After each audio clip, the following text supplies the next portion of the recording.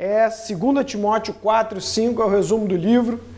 Diz assim: tu, porém, sê sóbrio em todas as coisas, suporta as aflições, faz um trabalho de um evangelista, cumpre cabalmente o teu ministério. Estamos estudando aí o livro de 2 Timóteo, uma carta que Paulo escreveu a ele. Paulo estava numa prisão mamertina e deixou suas últimas palavras para o seu discípulo amado, seu filho. Ele tinha esperança de que o ministério não ia morrer com ele, porque ele tinha feito um discípulo.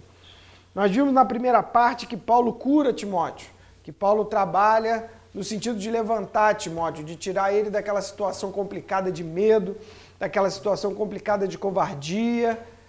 A perseguição era violenta, a perseguição estava levando famílias inteiras à morte, era digna de um filme de terror. Os quadros mais sombrios que se pode descrever de uma época para uma população em geral são descritos naquela época. Vocês sabem que o Coliseu foi molhado com o sangue dos cristãos, que as ruas de Roma eram iluminadas pelos corpos em chamas de homens e de mulheres de santos que eram martirizados. Nessa época, Paulo, há 1 ano de sua morte, provavelmente, escreve essa carta para Timóteo, sabendo que em breve ele se encontraria com o Senhor. Ele escreve a carta, nós lemos o resumo. A primeira parte, então, foi uma questão de cura, e agora Paulo manda ele trabalhar. Nós vimos que o objetivo do discipulado é levar o discípulo a multiplicar e a trabalhar. Nós vimos isso, que ele chega e desafia Timóteo ao trabalho. Ele fala: e tu fortifica-te na graça. Isso nós acompanhamos da última vez que nós vimos, falamos de graça, comentamos que o discípulo não deve carregar sobre os lombos o peso de conquistar a sua salvação, mas de conquistar o seu galardão, de conquistar o seu ministério, porque a salvação é dom de Deus, é gratuita, e dessa maneira ele trabalha solto, ele trabalha livre, ele trabalha cheio de alegria, que é a nossa força. E hoje nós vamos ler o versículo 3 de 2 Timóteo 2, diz assim: participa dos meus sofrimentos como bom soldado de Jesus Cristo. E aí eu tenho uma pergunta para vocês. A pergunta é a seguinte: o trabalho foi determinado por Deus para Adão antes ou depois do pecado?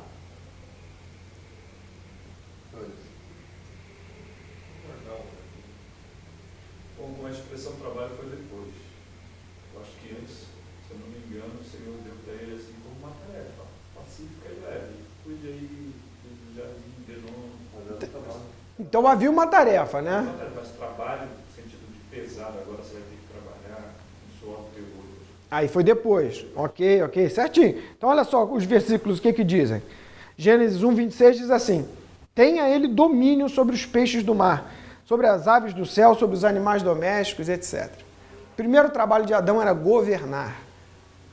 Quem preside alguma instituição sabe que governar não é uma questão fácil. Então, Adão tinha essa tarefa de governo antes da queda. Depois, no Gênesis 2:5, diz assim: porque o Senhor Deus não fizera chover sobre a terra e também não havia o homem para lavrar o solo. Então o homem também devia ser talvez um jardineiro, um agricultor. E Gênesis 2:19 diz assim: havendo, pois, o Senhor Deus formado a terra, da terra todos os animais do campo e todas as aves do céu, trouxe-os aos homens para ver como esse lhes chamaria. Então, vimos aí 3 tarefas. A primeira de governo, a segunda de lavrar o solo e a terceira de dar nome aos bichos. Esse barulho lá me atrapalha. Mas depois da queda é que nós temos a questão do no suor do rosto comerás o teu pão. O que nós entendemos? Que o trabalho é uma bênção. Trabalho é bênção. Algumas pessoas dizem, eu não quero ir para o céu porque eu não quero ficar sentado numa nuvem tocando harpa. Aquilo deve ser muito chato. Porque na cabeça do indivíduo, o céu é um lugar etéreo, em que ninguém faz nada, um lugar de preguiça e contemplação. Mas lembra que o céu é um lugar intermediário. Entre a sua morte e a ressurreição do corpo tem o céu. O céu é o lugar onde ficam as almas esperando até a ressurreição do corpo. E a eternidade é num corpo, o corpo glorificado. E eu acredito que vai ter trabalho. Eu acredito que vai ter muitas atividades, todas elas extremamente prazerosas, extremamente agradáveis, extremamente desafiantes. Ou desafiadoras, fica melhor que desafiante, está errado. Ok? Então, note bem, Timóteo estava prostrado e agora Paulo desafia ele ao trabalho. Ok? E ele desafia logo com o sofrimento. Ele chega para o Timóteo e fala, Timóteo, participa dos meus sofrimentos como um bom soldado de Cristo. Lembra que eu falei que Paulo usa figuras extremamente másculas para poder desafiar, chamar Timóteo aos brios e provocar nele uma reação. E Paulo usa 3 figuras aqui. Ele usa o soldado, o atleta e o lavrador. Então, eu não sei quantos aqui sabem, mas eu fiz um treino de boxe durante algum tempo e um dos treinos que tinha era você passar bem devagar pelo corredor polonês. Você fechava a guarda e todo mundo dava uma bolacha. Qual era o objetivo daquilo? Você não perder a cabeça porque tinha levado um golpe. O fato de você levar um golpe, o fato do teu corpo provocar uma adrenalina, o fato de você ter uma dor repentina, aquilo não devia tirar você do sério. Não devia transtornar você. O boxe não é uma briga, é uma luta. É diferente. O sujeito que briga, ele está destemperado, ele está descontrolado e ele parte com tudo. O boxe é um treino, é uma luta, é estudado, é um esporte. Então, Paulo desafia o Timóteo a quê? Participa dos meus sofrimentos. Absorve os golpes. Sabia que um dos maiores desgastes que nós temos nos momentos de luta é tentar desesperadamente aplacar o sofrimento. Mas como aplacar o sofrimento de uma pessoa que está perdendo entes queridos aos borbotões? Como você faz para se livrar daquela dor terrível? Não dá. Tem determinados momentos da vida em que a tristeza é profunda e você não tem como negá-la. Você não tem como apagá-la. Só te resta uma saída, que é abraçar a tristeza e permitir que ela saia. E esse é o desafio de Paulo. Timóteo, participa comigo dos meus sofrimentos, como bom soldado de Cristo. Gente, nós sofremos por tantas questões. Quantas vezes nós sofremos no dia? Muitas questões que sofremos são virtuais. A gente imagina uma situação que nem existe, talvez nunca venha existir, e a gente, em alguns instantes, sofre a distância, tolamente, né? E Jesus nos desafia a chorar pelos que choram. Chorar pelos que choram, ele tem o objetivo de você participar do sofrimento do outro, de você não ser indiferente ao sofrimento do outro. E nesse sentido, Timóteo é convidado a participar do sofrimento do Paulo, a não se envergonhar do sofrimento do Paulo e de alguma maneira consolar, aliviar o sofrimento do outro. É curioso isso. Eu lembro um dia que eu estava no enterro da minha avó tão querida, minha avó materna, e a dor era lancinante, toda a família muito sofrida. E enquanto eu estava ali naquele enterro com meus parentes, eu vejo caminhando no cemitério 2 pastores, meus pastores da época. E eles vêm andando. Rapaz, quão belos são os pés daqueles que anunciam boas novas. O fato de vê-los já confortou o meu coração de tal maneira, como se eles tivessem, pelo simples fato de estar ali, o poder de dividir, de diluir a dor que estava dentro de mim. Então, quando Paulo desafia Timóteo, ele fala, Timóteo, participa dos meus sofrimentos como bom soldado de Cristo. Porque aquela participação seria poderosa para diluir a dor no coração de Paulo e de muitos outros que talvez estivessem presos, que talvez tivessem perdido pessoas que ele amava. Em seguida, Paulo, no verso 4, usa uma outra figura muito violenta. Ele diz: nenhum soldado em serviço se envolve em negócios dessa vida, porque seu objetivo é satisfazer aquele que o arregimentou.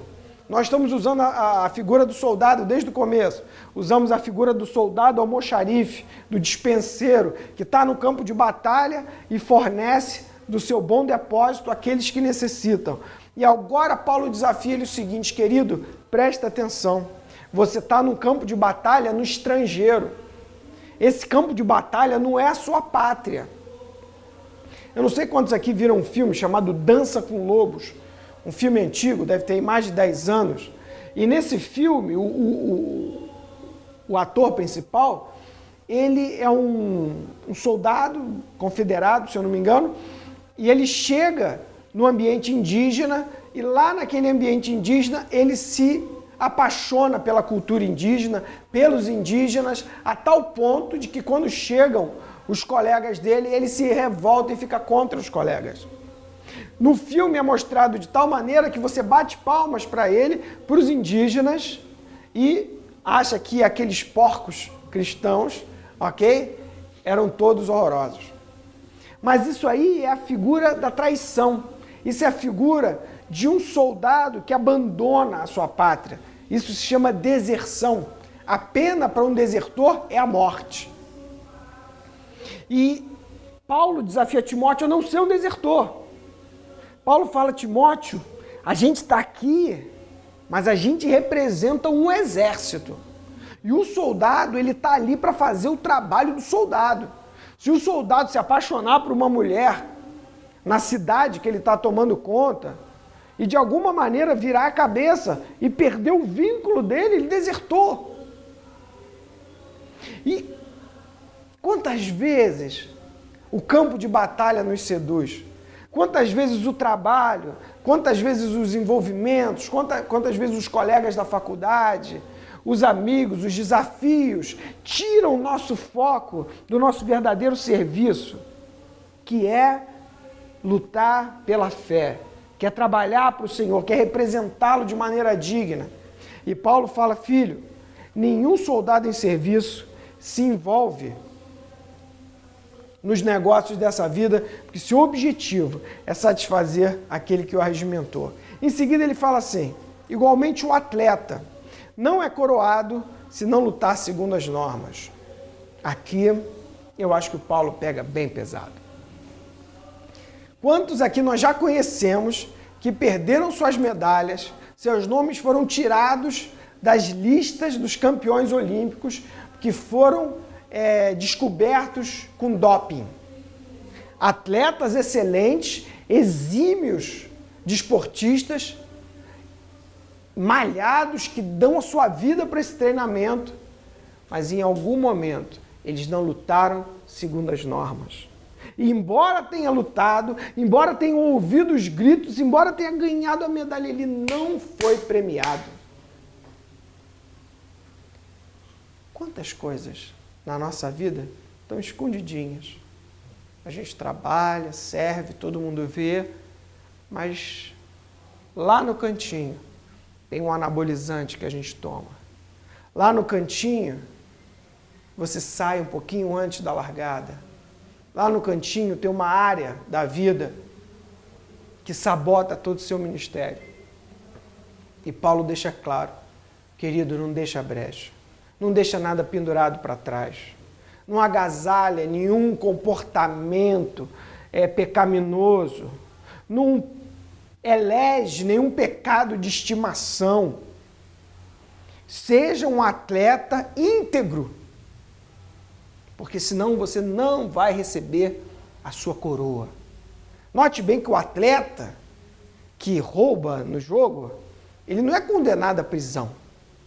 O atleta que é pego no doping, ele não sai para uma penitenciária. Ele perde seus títulos, ele perde seus galardões. E nós já entendemos que estamos nessa corrida E se queremos de fato títulos, se queremos de fato recompensas, se queremos ouvir aquela voz inefável nos recompensando, precisamos levar muito a sério cada detalhe, cada área da nossa vida. E por fim, a figura que Paulo usa é a do lavrador.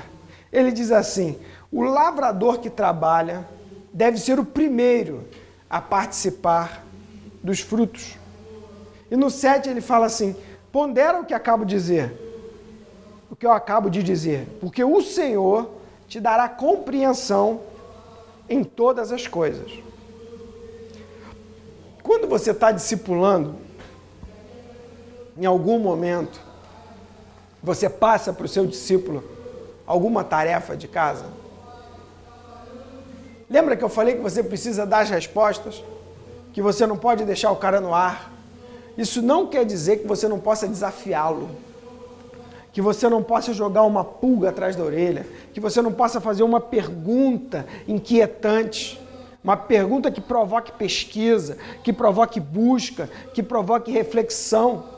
E aqui Paulo usa 3 figuras, e eu queria saber de vocês, como que eu interpreto o lavrador que trabalha deve ser o primeiro a participar dos seus frutos? O que vocês acham? O lavrador que trabalha deve ser o primeiro a participar dos frutos. Que frutos são esses? Por que primeiro? Do que se trata?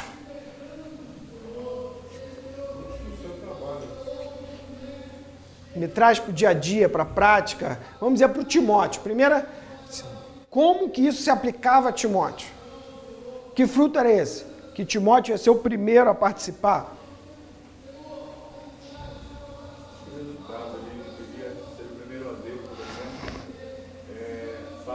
Sendo ensinado e sendo escolhido por Paulo, além de já ter sido escolhido por Deus, como alguém que substituiria Paulo, como alguém que daria prosseguimento ao trabalho apostólico de Paulo.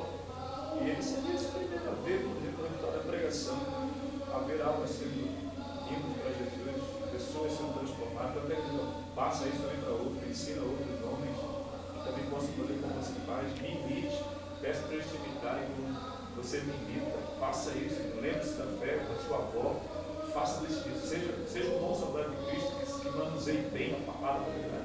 Que ele seja o primeiro a fazer isso, a ver o resultado disso, desse empenho. Seria, o fruto seria o resultado do ministério, não só dele, mas do Paulo, que estava passando para ele o bastão. Então ele certamente, não é isso que ele está dizendo? Certamente ele veria, ele se alegraria. Eu vejo justiça também. Justiça. É justo isso. É justo que ele se alegre com o trabalho. Está dizendo a palavra que não se deve atar a boca do boi de tudo. Ok. É justiça isso. Ok.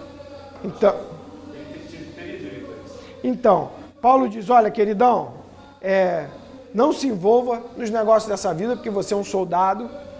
Ele falou, Timóteo, luta segundo as regras e sabe que os teus olhos vão ver aquilo que Deus tem prometido. Seria isso? Podemos dizer assim?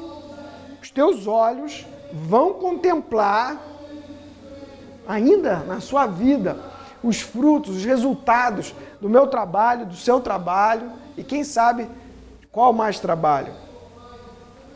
O que eu quero desafiar é que nós provoquemos os nossos discípulos à busca. Provoquemos os nossos discípulos a responder questões. Que nós catuquemos, que nós demos uma tarefa de casa. Uma boa maneira de você mensurar o interesse é uma tarefa de casa. É como um médico. O médico ele dá uma receita, ele prescreve uma determinada gama de remédios. Se o paciente volta no mês seguinte e se queixa, doutor, eu ainda tenho aquela dor. E o doutor fala, e você tomou os remédios certinho? Ele fala, não, nem comprei. Então, muitas vezes o discipulador, ele conhece o problema. E ele diz, leia esse livro. E aí passa um mês, o discípulo chega sofrido, machucado. E ele fala, eu estou com aquela dor ainda. Você fala, meu pai, que terrível. E o livro não te ajudou em nada? Que livro? O livro que eu falei para você ler. Ih, rapaz, tinha que ler o livro, né? Então essa relação de você dar uma tarefa, você permite ao discípulo que ele mesmo ouça de Deus, que ele se aprofunde, que ele tenha mais tempo para compreender aquilo que Deus quer falar com ele. E não é isso que Paulo fala? Eu fiz uma você está falando agora, eu lembrei. Fiz uma tarefa legal. Comecei a colocar o devocional, né, na vida do discípulo. E aí já tenho uma prática disso. Aí eu falei, então vamos. Eu vi ele meio resmungando, tal, reclamando de algumas coisas que eram insignificantes, coisas materiais, né? Então você vai colocar no final da sua leitura, sou grato a Deus, 3 pontinhos. Então de segunda a sexta, ou de segunda a domingo, você vai agradecer a Deus por algo que Ele te fez. E aí a gente está desfrutando dos momentos legais. Assim, legal, excelente. Um remédio apropriado, certinho, né? Com um objetivo bem específico. Bacana, gente. Então é isso. Hoje nós vimos então essa questão do sofrimento. Sofrimento para quê? Gente, vocês conhecem algum atleta que consegue crescer sem sofrer? Sem se superar? Sem ir um pouco além? O músculo só cresce quando ele é exposto a um trabalho, a um esforço extra. E dessa maneira ele vai reagindo de maneira que ele fique mais resistente, mais forte, mais rápido. E é esse o desafio de Paulo para Timóteo.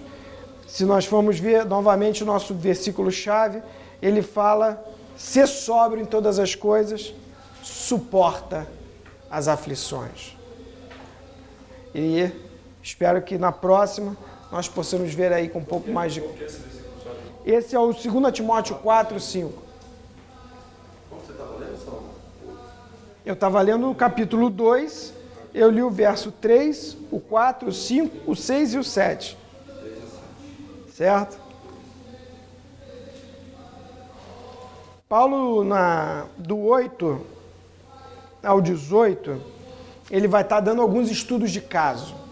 Ele vai pregar para o Timóteo, ele vai explicar como que a coisa acontece, de maneira que Timóteo possa ter uma base e não fique só nos conceitos. Amém? Vamos orar então? Senhor, nós louvamos o Teu nome, até pela dor, Senhor. Eu não gosto de ter dor, eu não gosto de sofrer, Senhor. Mas é bom saber, Senhor, que quando isso acontece, o Senhor está no controle, o Senhor está forjando em nós músculos espirituais, o Senhor está forjando em nós um caráter aprovado, Senhor. Dá-nos, Senhor, de não nos acovardarmos diante das provas, Senhor, que se apresentam, Senhor, que possamos ser corajosos, Senhor, que possamos ser ousados, que possamos ter em vista, Senhor, uma recompensa de uma vida eterna, Senhor, uma recompensa de um Deus que nos desafia a viver eternamente. Te pedimos em nome de Jesus. Amém.